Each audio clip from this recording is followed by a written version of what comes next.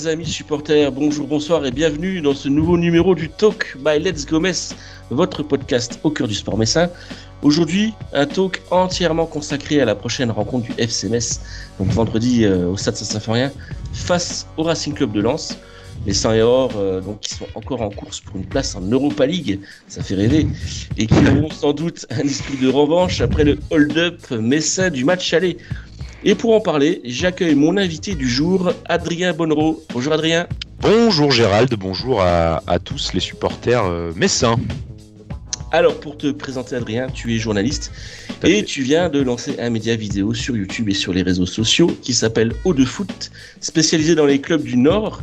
Est-ce que tu peux te présenter et puis nous présenter un peu ton travail s'il te plaît ? Eh bien du coup moi c'est Adrien, comme tu l'as si bien dit, je suis journaliste donc carté depuis 2 ans dans les Hauts-de-France, là où j'ai grandi, là où j'ai passé la plupart de ma vie et passionné de foot depuis tout petit, forcément j'ai supporté longtemps les clubs de ma région, surtout le Racing Club de Lens étant né à Arras, donc je suis allé pas mal de fois au Stade Bollaert et puis donc après avoir couvert les matchs, la Ligue des Champions, une sacrée saison que ce soit l'année dernière ou le début de saison, j'ai décidé donc de lancer Eau de Foot, un média comme tu le disais sur les réseaux sociaux, mais qui se consacre cette fois pas seulement au Racing Club de Lens, mais aussi à Lille, à l'USL Dunkerque et à l'Amiens SC, les 2 derniers qui sont en Ligue 2 pour le moment. D'accord, c'est beaucoup de boulot quand même. Hein. Je sais que chez nous, Let's Go Metz, on a toujours besoin, tu vois, de multiplier les compétences et on est parti de 2-3 personnes pour au final être maintenant une quinzaine de contributeurs bénévoles, de passionnés. Et toi, tu travailles seul, donc hein, c'est un choix pour avoir, on va dire, un produit à ton image sans avoir à passer par la case démocratique, c'est ça ? C'est pas vraiment pour l'instant c'est le début, hein. Ça fait 2 semaines que le média existe, là il y a les interviews qui commencent à se préparer, les médias les différents formats qui commencent à apparaître sur les réseaux sociaux. Pour l'instant je m'en sors tout seul, 4 clubs c'est beaucoup, mais j'ai aussi choisi des formats qui me permettent de suivre les 4 clubs, pas m'embourber justement dans l'actualité très chaude des clubs, comme je le disais dans ma vidéo d'introduction, qu'il y a certains sites web dédiés à chaque club qui le font déjà très bien, et moi c'est surtout du contenu vidéo, donc apporter l'anecdote supplémentaire mais aussi les informations que certains n'ont pas sur les 4 clubs de ma région en Ligue 1 et Ligue 2. D'accord. Alors mon cher Adrien, ici comme tu le sais, on a l'habitude de débriefer les défaites du FC Metz, on en est à 17 cette saison. Ouais. Et aujourd'hui on va parler un peu du Racing Club de Lens parce que c'est ton club de cœur, si j'ai compris. Le Racing donc qui fait une plutôt bonne saison cette année, 6e pour l'instant, avec 43 points, à 1 point de Nice et 6 de Lille. Comment tu qualifierais la saison des hommes de Francaise cette année ? En fait, elle est relativement satisfaisante, le relativement à son pesant dans ses propos, parce qu'en fait, il y en a beaucoup qui sont déçus de la saison, mais par rapport à la saison dernière, si on zappe la saison qui vient d'avoir lieu, où on termine vice-champion, c'est une très belle saison. On est encore en lice pour l'Europe. Si un des 5 premiers gagne la Coupe de France, sachant que le PSG est toujours en lice, le 7e pourra peut-être aussi aller en Europe. Donc, elle n'est pas catastrophique comme certains peuvent le dire, elle n'est pas retentissante comme l'année dernière. En fait, c'est juste que cette année, Lens a du mal à gagner les matchs coup près, comme celui contre Lille il y a 2 semaines, ou encore contre Nice, il y en a pas mal, même Monaco, où c'est 2 défaites, je crois, cette saison, donc c'est assez compliqué. Enfin, depuis son arrivée en 2020, le retour des 100 et or dans l'élite, le club enchaîne quand même les bonnes saisons. Je veux dire, 7e 7, en 2021. 7, 2, 7e en 2022, 2e en 2023. Et la 6e. Là, voilà, vous êtes bien parti pour enchaîner une 4e saison de qualité. C'est quoi le secret, en fait ? Pour moi, c'est la cohésion de groupe et c'est justement, je pense, qui fait défaut cette année. Alors, il y en a toujours, que ce soit dans le vestiaire ou sur le terrain, mais on sent des joueurs un peu moins solidaire dans la performance, il y a moins de justesse, mais je pense que cette justesse, elle passe justement par une bonne entente, et je trouve que ça se voit fortement que l'entente a pris un petit coup dans les conférences de presse de Francaise, où il s'avoue un peu battu.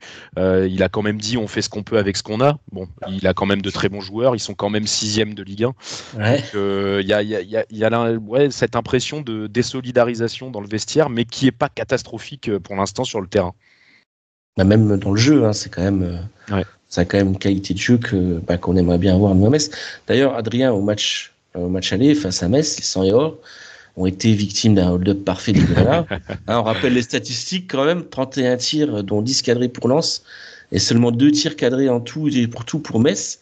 75% de possession de balle, 700 passes contre 238.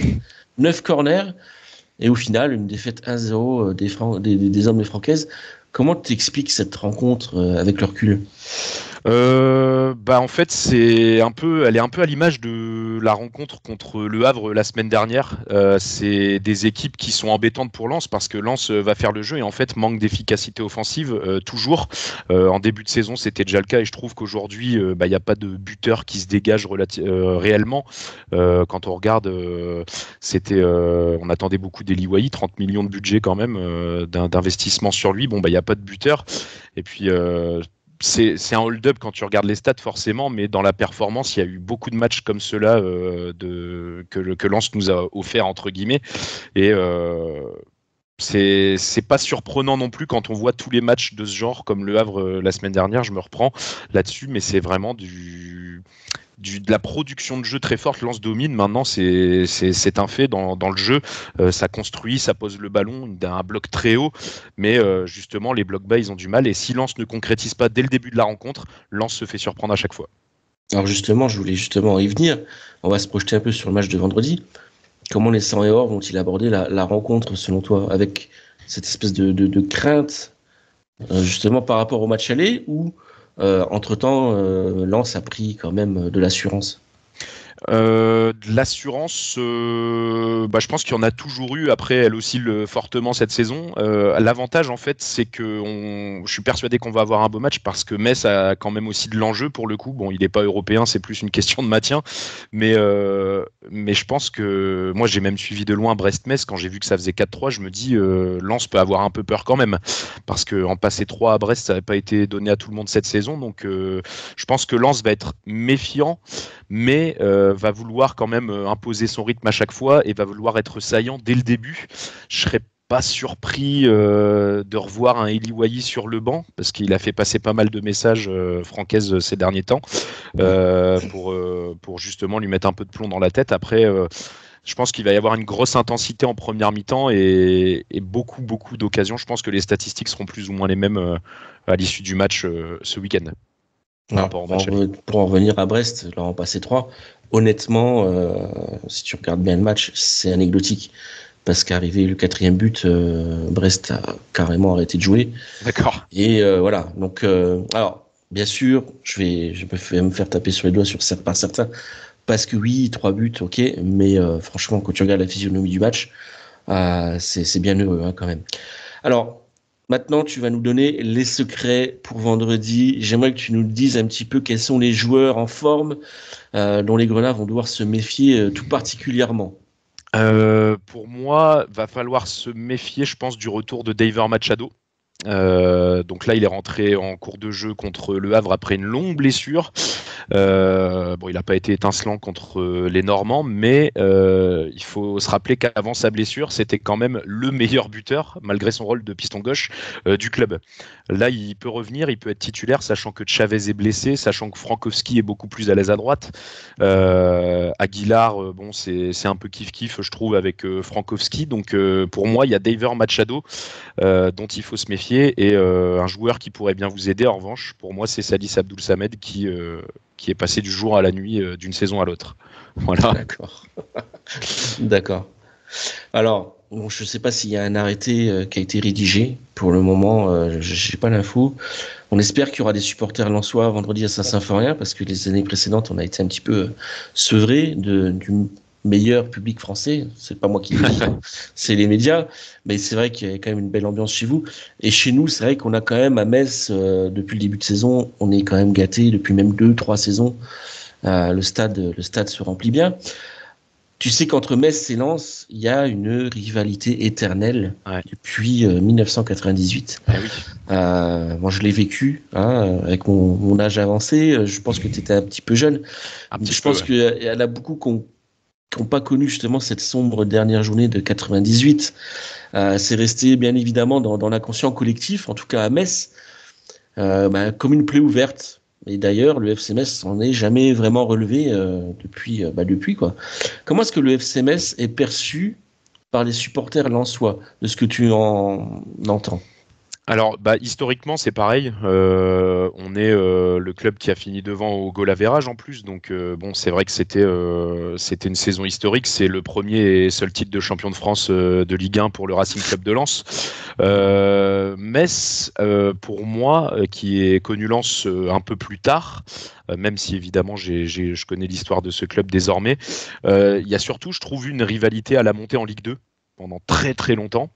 Et aujourd'hui, il y a un rapport de force qui s'est de nouveau installé, puisque Lens, en 3 saisons, a réussi à s'immiscer de nouveau parmi, allez, je vais jouer large, les 6 meilleurs clubs de Ligue 1, à mon avis, dans la production de jeu ou même dans les statistiques.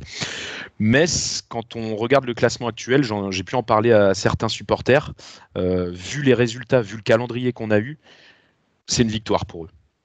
C'est rien d'autre. C'est vraiment... ils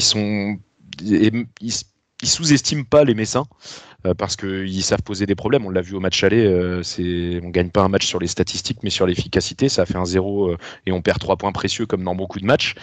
Mais ouais, pour les supporters lensois, c'est victoire obligatoire. Justement, tu le disais, il y a 17 défaites pour Metz cette saison. Le problème, c'est qu'à Lens, on est tellement habitué aux gros revers. Notamment quand on est descendu en Ligue 2, c'était un peu catastrophique, il y avait des gens en larmes, donc on se contente de ce qu'on a, on prend le bonus, on s'embourgeoise un petit peu en se disant, Metz, voilà, ils sont 17e, 18e, donc on peut se permettre de gagner, mais il y a toujours une méfiance du Lens aime bien relancer les clubs à la course au maintien, donc c'est difficile quand même de dégager, ne serait-ce qu'un vainqueur pour ce week-end, moi je trouve. Alors justement, c'était ma dernière question pour terminer le talk. Je voulais te demander ton pronostic, mon cher Adrien, pour vendredi. Allez, mouille-toi. C'est compliqué, mais après, moi je pense que Lens va quand même se relancer parce que 2 défaites, un match nul, ça fait beaucoup. Je dis un petit 2-1 quand même pour le Racing Club de Lens. Il y aura un but de Metz. Bon, moi j'étais moins optimiste pour Metz, je pensais à un 2 ou un 3-0. Donc, ah oui, ouais. Tu serais surpris de par la qualité du milieu lensois, surtout depuis quelques matchs où c'est un peu brouillon, et tu verras qu'il y a beaucoup de pertes de balles et que Metz peut saisir sa chance comme le Havre l'a fait le week-end dernier. Il y a vraiment quelques petites portes ouvertes qui peuvent recréer une nouvelle surprise, je pense, dans cette nouvelle journée. Moi je te propose qu'on fasse le point la semaine prochaine et on verra bien. En tout cas, je te remercie infiniment, mon cher Adrien. Le talk touche à sa fin. Merci d'être venu témoigner, d'avoir participé. On va mettre toutes les infos de tes réseaux et de ta page en description. Avec plaisir. Voilà, je pense qu'on pourra remettre ça. Alors la saison prochaine, pourquoi pas. Ce sera à coup sûr pour le match contre Amiens. Ce coup-ci, parce que je pense qu'en Ligue 2, voilà, on risque plus de croiser Lille ou Lens.